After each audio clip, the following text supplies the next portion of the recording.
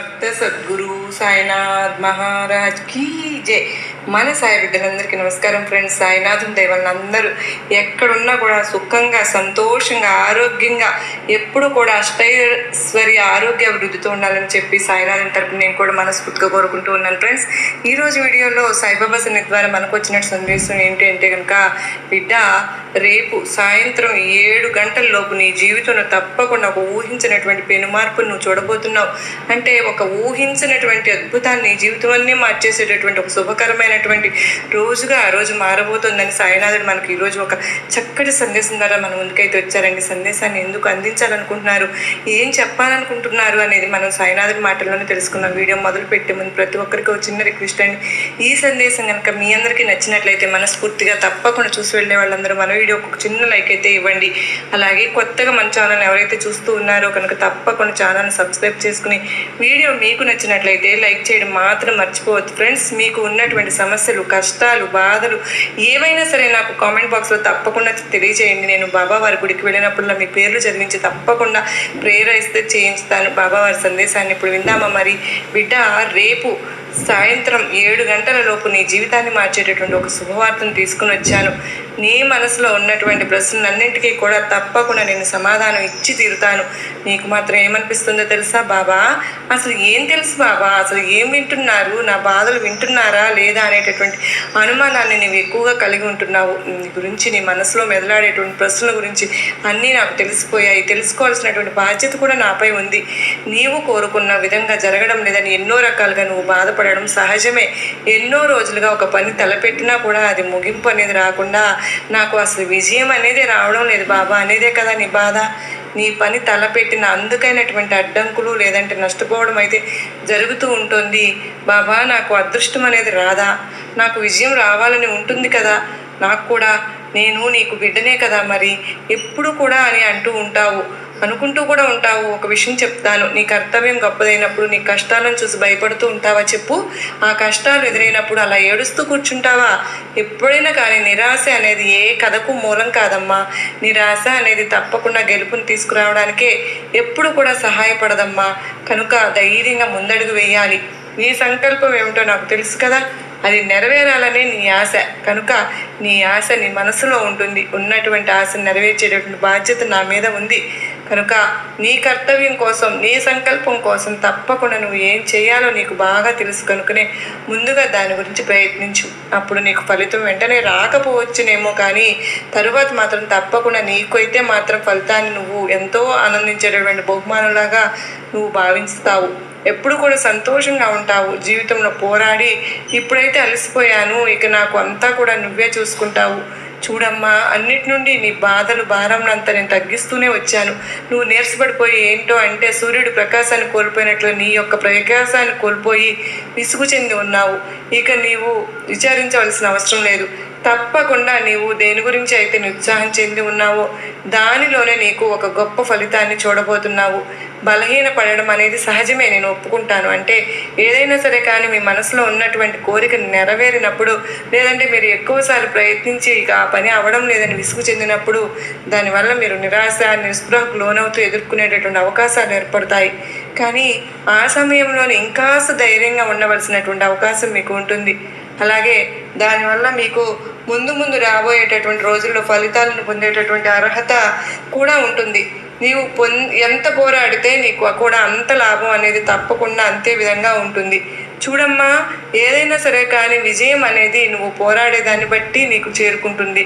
నీ గెలుపు వచ్చినప్పుడు ఆ సంతోషం, దాని విలువ అనేది ఇంకాస్త పెరుగుతుంది. నా బిడ్డల కోరికలు నేను కాక మరెవరు తీరుస్తారు చెప్పు? అనుగ్రహించడం నా కోసమే కదా, మీకోసమే కదా నా యొక్క అవతార కార్యాన్ని దాల్చాను బాబా అని నువ్వు పొందడానికి ఏ విధమైనటువంటి నిబంధనలు ఉండవు. సాయినాథంతో మీకు ఉన్నటువంటి బంధం వల్ల తండ్రి బిడ్డ ప్రేమించిన విధంగా ప్రేమిస్తారు. తండ్రి బిడ్డతో ఉండేటటువంటి యోగ్యత చూసి ప్రేమిస్తాడా? లేదు కదా. అలాగే బిడ్డ యొక్క అర్హత ఏమిటి? ఆ తండ్రికి జన్మించడమే కదా. అదే కదా ఏకైక బంధం. ఆయన బిడ్డను ప్రేమిస్తారు, సాయి వంటి గురువైనటువంటి తండ్రి అలాగే మనల్ని ప్రేమిస్తూ ఉంటారు. మన అందరం కూడా సాయినాథుని బిడ్డలం కనుక మనం ఏదైతే కనుక ఆలోచిస్తున్నామో, లేదంటే కంగారు పడుతున్నామో, లేదంటే ఆందోళన చెందుతున్నా కూడా అధైర్యపడుతున్న వాటన్నింటినీ కూడా సాయినాథుడు, మనం సాయినాథుని ఏ విధంగా అయితే మనం నమ్ముకుంటామో సాయినాథుడు కూడా మనల్ని అంతే విధమైనటువంటి ప్రేమతో ఎప్పుడూ కూడా సమానమైనటువంటి భావంతోనే చూస్తారు. మనకు ఏ కష్టము కూడా రాకూడదని ముందు నుండే మనకు అన్ని విధాలుగా అన్ని సూచనలు అందిస్తూ ఉంటారు.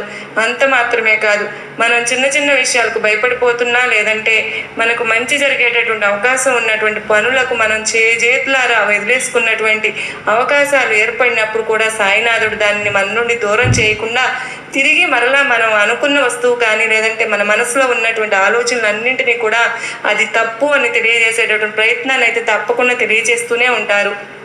అది సందేశం ద్వారా కావచ్చు, లేదంటే ఇతర వ్యక్తుల ద్వారా అయినా కావచ్చు.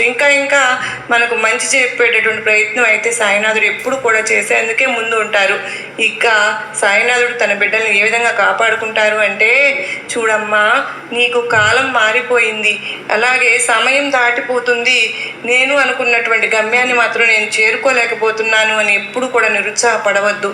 దేని గురించి అయినా సరే కానీ ఎక్కువగా ఆలోచించవద్దు. దానివల్ల నీకు ఎటువంటి ప్రయోజనము ఉండదు. ఏదైనా సరే కానీ నీ వద్దకు రావాల్సింది రాసిపెట్టి ఉంటే అది మాత్రమే నీ వరకు వస్తుంది. అంతవరకు నువ్వు వేచి ఉండవలసినటువంటి అవసరం ఉంది. నువ్వు చేసుకుంటూ శ్రద్ధగా నీ యొక్క అంటే ఏ పనైనా సరే ఎన్ని ఒడ్డుడుకులు ఎదురైనప్పటికీ కూడా నువ్వు తప్పకుండా దాన్ని పొందాలి అంటే కనుక ఆశగా ఉన్నప్పుడు దానికోసం నువ్వు అహర్నిశలో అయినా సరే కష్టపడాలి. ఎందుకో తెలుసా, ఒక విజయాన్ని నువ్వు పొందాలి అంటే అది కొన్ని సులువుగా ఉండేటటువంటివి అవుతాయి, కానీ కొన్ని కష్టమైనటివి కూడా ఉండవచ్చు కదా. కానీ నువ్వు పొందాలి అనుకున్నది చాలా కష్టమైనది కనుక ఆ కష్టానికి తగినటువంటి ప్రతిఫలాన్ని అయితే నువ్వు పొందాలంటే నువ్వు ఇంకాస్త ఎక్కువగా శ్రమించవలసినటువంటి అవసరం అయితే ఉంది. అలాగే మధ్యలో ఎన్నో ఒడిదుడుకులు కూడా ఎదుర్కోవాల్సినటువంటి అవకాశం కూడా వాటన్నిటికీ ఉంది. దాటితేనే కదమ్మా తరువాత నీ ప్రయాణం అనేది ఎంతో హాయిగా ఉంటుంది. అలాగే ముందు అంటే ఇప్పుడు నువ్వు ఎన్ని కష్టాలనైతే ఎదుర్కొంటున్నావో ఆ తర్వాత నీకు వచ్చేటటువంటి జీవితం కూడా అంతే విధంగా పూల బాటలాగా ఉంటుంది. కాలం మారిపోయింది బాబా, ఇప్పుడు ఉన్నటువంటి సమయం కూడా నాకు తక్కువగా లేదని, అన్నీ కూడా నాకు వ్యతిరేకమైనటువంటి రోజులే గడిచిపోతూ ఉన్నాయి. ఇంకా ఈ విధమైనటువంటి జీవితాన్ని నేను ఇంకా ఎన్ని రోజులు గడపాలో చెప్పు అని అనుకుంటున్నావేమో. అలా ఎప్పుడు కూడా అనుకోవద్దు. కాలం మాత్రమే మారుతుంది, కానీ నువ్వు ఎప్పుడూ కూడా ఒకేలాగా ఉంటావు కదా. నీ మనసుకు తగిన విధంగా, నీ ఆలోచనలకు తగిన విధంగా నువ్వైతే మారిపోతూ ఉంటావు కదా. అది నువ్వే అర్థం చేసుకోవాలి. ఎందుకో తెలుసా, నీకు నువ్వు అర్థం చేసుకుని జాగ్రత్తగా ఆలోచించుకుని ఎప్పటికీ అంటే ఏ సమయంలో ఏ పనిని ఎలా చేయాలి అనేటటువంటి చాతుర్యం నీలో ఉండాలి. అప్పుడేనమ్మా నీలో ఇంకాస్త ఎక్కువగా నువ్వు చేసేటటువంటి పనిపై నీకు తపన అనేది తప్పకుండా ఏర్పడుతుంది. అప్పుడు విజయం అనేది కొంచెం చేరువలో ఉంటుంది, కాస్త ముందుకు వస్తుంది. దానివల్ల నువ్వు అతి త్వరలోనే విజయాన్ని పొందేటటువంటి అవకాశాలు అయితే ఏర్పడతాయి. ఇంకా ఏదైనా సరే కానీ అంటే నీ గురించి అంతా నేనే చూసుకుంటాను కదా. నీకు ఏం కావాలి, ఏ సమయానికి నీకు ఏం అందించాలి, వీటన్నింటికి కూడా నేను ముందే రాసిపెట్టి ఉంచాను కనుకనే నీ విధిరాతను సైతం నీవు ఎదిరించగలిగినటువంటి శక్తిని ఇచ్చేటటువంటి గొప్ప శుభవార్తను వినేటటువంటి అవకాశాన్ని ఈ బాబా నీకు తప్పకుండా పొందబోతున్నావని ఊరికే అన్నానా ఏమిటి? నీ విధిరాతను సైతం మార్చబోయేటటువంటి గొప్ప అదృష్టాన్ని, అవకాశాన్ని నీకు నేను సృష్టించబోతున్నాను అనే కదా అర్థం. మరి ఈ సందేశంలో ఉన్నటువంటి ఆంతర్యం కూడా ఇదే. ఇప్పటి వరకు నువ్వు పొందనటువంటి జీవితాన్ని ముందు రోజుల్లో పొందబోతున్నావు అనే కదా అర్థం. విధి రాతను సైతం మార్చేస్తున్నాను అదే కదా. అంటే నువ్వు తప్పకుండా మంచి శుభవార్తను వింటావని ముందే నీకు నేను సూచిస్తున్నాను బిడ్డ. సంతోషంగా ఉంటావని సాయి ఎప్పుడు కూడా నీ నుంచి కోరుకుంటూనే ఉన్నాను. నువ్వు కోల్పోయినటువంటి జీవితాన్ని తప్పకుండా నీ చేతిలో పెట్టి నువ్వు ఆనందంగా జీవితాన్ని అనుభవించాలని ఈ సాయి ఎప్పుడు కూడా అనేక రకాలైనటువంటి ప్రయత్నాలను చేస్తూనే ఉన్నాను.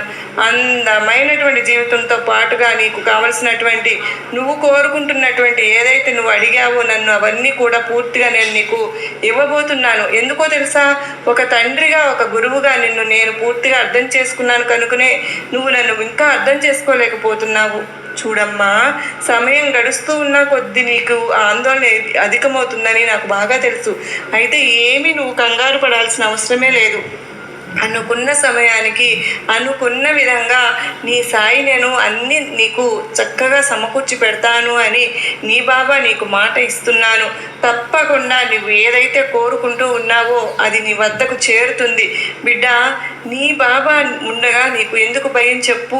నీ సాయి నీకు ఇదివరకు ఎన్ని మార్లో నీకు అనుకున్నది కావలసినది సమయానికి జరిగిందా లేదా అనేది నువ్వు ఒక్కసారి వెనక్కి తిరిగి ఆలోచించుకో.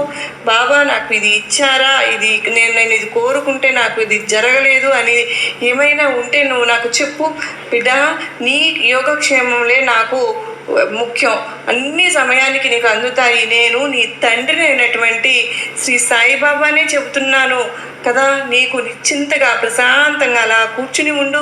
నువ్వు కోరుకున్న విధంగానే నీకు అన్నీ చక్కబెట్టబోతున్నాను. అలాగే ఏదైనా సరే కానీ నువ్వు కోరుకున్న విధంగానే నీ మనసులో ఒకటి అనుకుని మనస్ఫూర్తిగా బాబా నాకు ఇది కావాలి, ఇది కావాలని అడిగిన రోజున నేను నీకు అది అందించడానికి సిద్ధంగా ఉన్నాను. కానీ కొన్ని కర్మ ఫలితాల వల్ల నువ్వు చేసుకున్నటువంటి కొన్ని చిన్న చిన్న తప్పుల వల్ల నీకు రావాల్సినవన్నీ కూడా నీ నుండి దూరం అయిపోతాయి. అయితే మాత్రం నీవేమి బాధపడవలసిన పని లేదు. నీ కర్మఫలాలు తీరిపోయే రోజు నీకు ఏదైతే దక్కబోతుందో, ఏదైతే నీ నుండి దూరం అయ్యాయో అవన్నీ కూడా నీ ముందర తప్పకుండా నేను పెట్టబోతున్నాను. ఇది నిజమైతే నువ్వు తప్పకుండా ఆశ్చర్యపోతావు. నీవు కలలు కంటున్నటువంటి నీ జీవితాన్ని సార్థకం చేసుకుంటున్నావు. నీ సాయి ఎప్పుడో కూడా నీ జీవితంలో రాసి పెట్టి ఉంచాను కనుక ఇక నువ్వు దిగులు పడవలసిన అవసరం లేదు. ఇంతగా చెప్తున్నాను. కష్టపడి ఎదిగిన వారికి మంచి సంస్కారం ఉంటుంది. ఒక్కసారిగా అందనంత ఎత్తుకు ఎదిగిన వారికి నువ్వు ఎంత అనే అహంకారం అయితే ఉంటుంది. నువ్వు ఎప్పుడు కూడా అలా ఎన్నటికీ కూడా చేయలేదు, చేయవు కూడా, చేయలేవు కూడా. నేను మరలా అవి గుర్తు చేసి మరీ చెప్తున్నాను. నీవు గుర్తు లేకపోయినా ఎప్పుడు కూడా ఒకేలాగా ఉండాలి. ఇప్పుడు ఎలాగైతే ఉంటున్నావో రేపటి రోజున ఒకసారిగా అందనంత ఎత్తుకు నువ్వు ఎదిగిపోతున్నావు. ముందుగా నీకు ఒక సూచన తప్పకుండా నేను ఇవ్వబోతున్నాను. అలా నువ్వు ఒక మంచి మార్గంలో ఉన్నప్పుడు నువ్వు ఎంత ఎత్తు ఎదిగినా కానీ నువ్వు ఎంత అనే అహంకారం ఎదుటి వ్యక్తుల్లో నీకు రాకుండా ఉండాలి. మరి ఆ పేరు నీకు అసలు ఎప్పుడూ కూడా సమాజంలో అసలు ఎలాంటి పేరు రాకుండా ఉండాలని ఈ సాయి నీ నుంచి కోరుకుంటున్నాను. ఎంత కోపం ఆవేశంలో ఉన్నా సరే కానీ నీ ఆలోచనలను అసలు మర్చిపోవద్దు. అలా మర్చిపోయావు అంటే నీ వ్యక్తిత్వాన్ని, గౌరవాన్ని నువ్వు కోల్పోయిన వారు అవుతావు పూర్తిగా కూడా.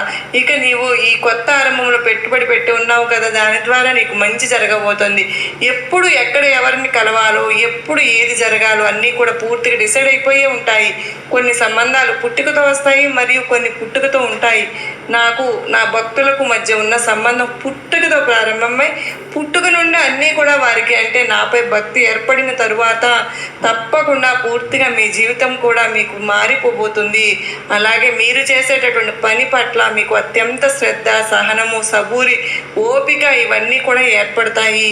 నమ్మిన వారికి భగవంతుడు ఎంతైనా సరే కొండంత అండగా ఉంటాను కనుక కొండంత అండ ఎదిగినటువంటి ఒక పచ్చని చెట్టు అంత నీడగా ఉంటుంది. ఆ ఎండ నీకు తోడుగా ఉన్నంతకాలం నిన్ను ఎలాంటి దుష్టశక్తులు కానీ ఎవరు కానీ ఏమీ చేయలేరని నువ్వు గుర్తుపెట్టుకో. దైవాన్ని స్మరిస్తూ ఉండు, ధర్మాన్ని ఆచరిస్తూ ఉండు. ఇంత మాత్రం చేత నువ్వు చేయవలసినటువంటి పనులంటూ ఏమీ లేవు. మిగతావన్నీ కూడా నీ జీవితం పట్ల నువ్వు చూపించేటటువంటి అంటే నీకు కల్పించినటువంటి కర్తవ్యాలను నువ్వు నిర్వర్తించడం తప్ప నువ్వు చేసేటటువంటి పని అంటూ ఏమీ ఉండదని తెలుసుకో. ఇక మనం అవసరమే లేదు అని అనుకున్న వాళ్ళకు మనమే అవసరం అనేలాగా చేస్తుంది కాలం. కాస్తంత ఓపికగా నువ్వు ఎదురు చూస్తూ జీవితంలో ఉండాల్సిందే. మరి ఎవరైతే నీవు అవసరం లేదని చెప్పి అన్నారో, ఎవరైతే నిన్ను దూరం పెట్టారో వారే తిరిగి నీ కాళ్ళ దగ్గరికి వచ్చేలాగా కాలం అనేది చేస్తుంది.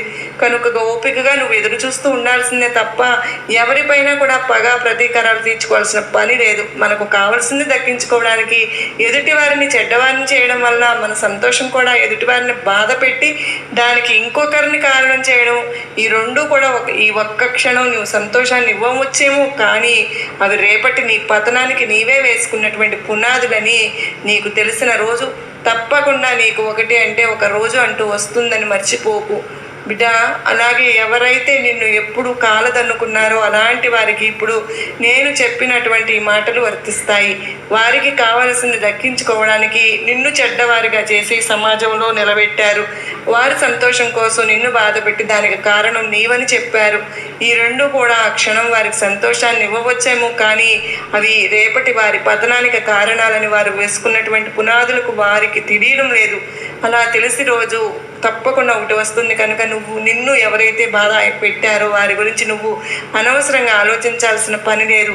అలాగే వారి గురించి ఏదో చేసి పగ ప్రతీకారాలు తీర్చుకోవాల్సిన పని అంతకంటే లేదు.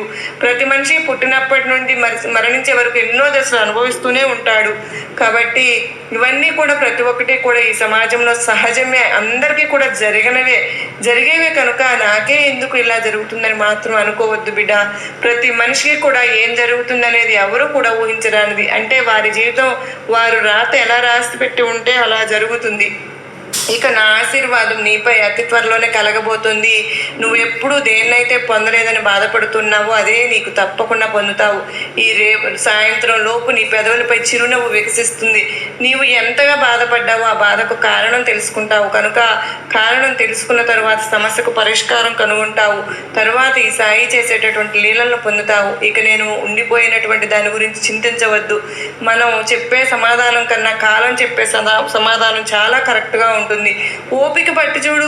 ఓపిక అనేది చాలా విలువైనది. నేను ఎన్నోసార్లు చెప్పాను కదా, శ్రద్ధ సబూరులను అలవర్చుకుని ఉండు. భయంతో ఉన్నాను, బాధలతో ఉన్నా, నీకు బాబా ఉన్నానని ఎప్పుడైతే నువ్వు నన్ను మర్చిపోకుండా ఉంటావు. సాయి నామస్మరణ అయితే అస్సలు విడిచిపెట్టవద్దు. నీ ఇష్టదైవ నామస్మరణ తప్పకుండా చేసుకో. పంచభూతాలు సైతం నీకు దారి చూపించి నీకంటూ ఏదో ఒక సహాయం అయితే చేస్తాయి. ఇది సాయి మాటగా గుర్తుపెట్టుకో. నువ్వు యథార్థంగా ఉండని రోజులు ఎవరైనా సరే ఎక్కడైనా కానీ నిర్భయంగా ఉండవచ్చు. అదే వేషం వేస్తే ఒక్కసారిగా పట్టుకుంటారు. మన మనసుకే మనం శత్రువులు అని బాధిస్తూ మనల్ని క్షణక్షణం బాధ పెడుతూ ఉంటుందిగా. కనుక నువ్వు యథార్థంగా ఉన్నావు, నిశ్చలంగా ఉన్నావు. కనుకనే నా ఆశస్సులు, నా అనుగ్రహం నీపై ఎప్పుడు కూడా నీ కుటుంబానికి తోడుగా, నీడగా, అండగా ఉంటాయి. ఆనందంగా, సంతోషంగా నీ జీవితాన్ని ఎప్పుడు కూడా ఆనందభరితం చేసుకుంటావని ఈ సాయి నీ నుండి కోరుకుంటూ ఎప్పుడు కూడా నీకు మంచి మంచి సందేశాలను అందిస్తూనే ఉంటాను. నా సందేశాలు వింటూ ఉన్న వారందరూ కూడా ఒక అనుమానం వ్యక్తం కావచ్చు, బాబా ఏంటి బాబా మాకు చెప్పడం ఏంటి, వీళ్ళ ద్వారా మాకు సందేశాలు వినిపించడం ఏంటి అని. నీవు స్వయంగా నేనే వచ్చి చెప్పనవసరం లేదుగా. ఎవరిదో ఒకరి ద్వారా నా యొక్క సందేశాన్ని వినిపించాలని తప్పకుండా నేను ఎవరి మాటల రూపంలోనైనా నా మనసులో ఉన్న భావాలన్నీ, నా మనసులో ఉన్న మాటలన్నీ మీకు తప్పకుండా తెలియపరుస్తూ ఉన్నాను. అది ఎప్పుడు కూడా నా సందేశంలాగా భావించి నేను చెప్పినటువంటి మాటలు స్వయంగా నేనే వచ్చి చెప్తున్నాను అని మీరు కనుక తప్పకుండా ఆలకించి ప్రశాంతంగా మనసును నిర్మలం చేసుకుని, నిబ్బరం చేసుకుని నేను చెప్పే మాటలు పూర్తిగా ఆలకించిన రోజున ఈ బాబా మాటలు మీకు స్పష్టంగా అర్థమవుతాయి.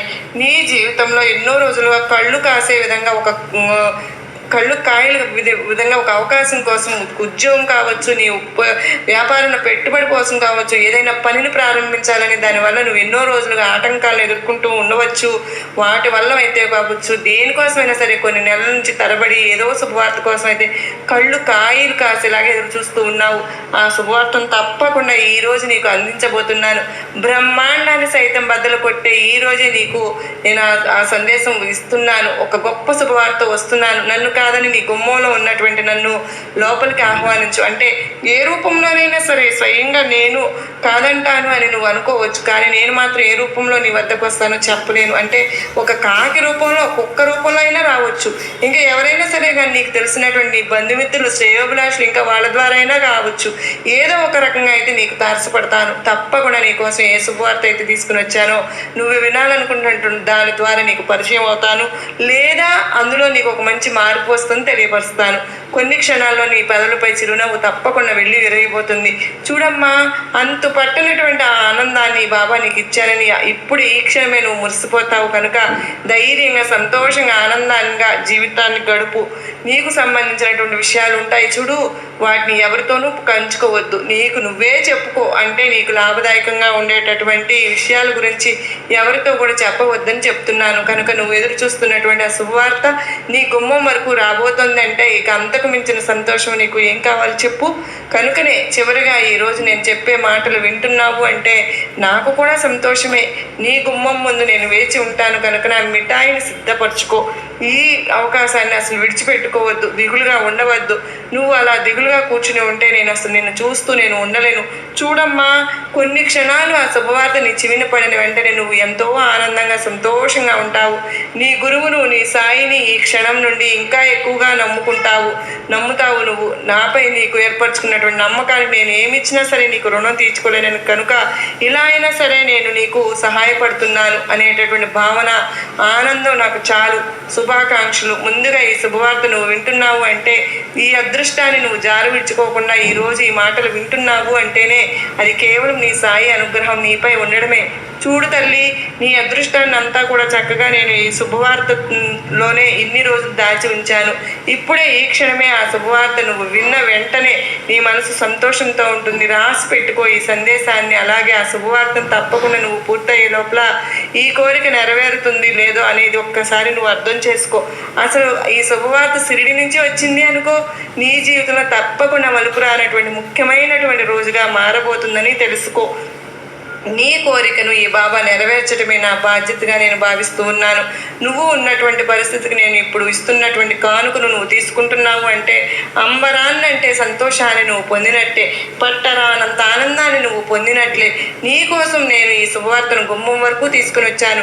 నా గురుబలం అంతా కూడా నీకు నేను ధారపోస్తున్నాను. చూసి చూడగానే వెంటనే ఈ సాయిని నువ్వు వెంటనే నీ మనసు నిండా తప్పకుండా ఈ సాయి రూపాన్ని, ఆ శుభవార్తను విన్న వెంటనే నా ఆలయానికి పరుగున నువ్వు వస్తావని నీకోసం నేను కూడా ఎదురు చూస్తూ ఉంటాను.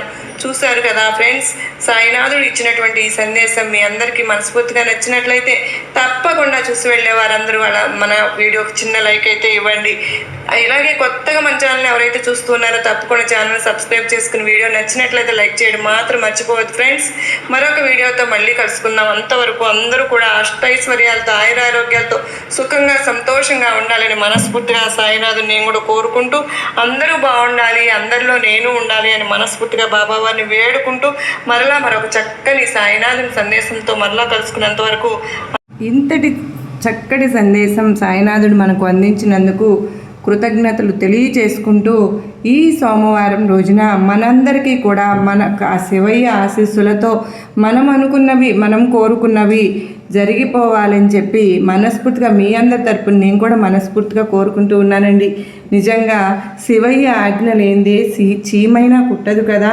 మరి ఆ పరమేశ్వరుని కృపా, కరుణ, కటాక్షములు మనందరిపైన ఉండాలని కోరుకుంటూ, సర్వే జనా సుఖినో భవంతు.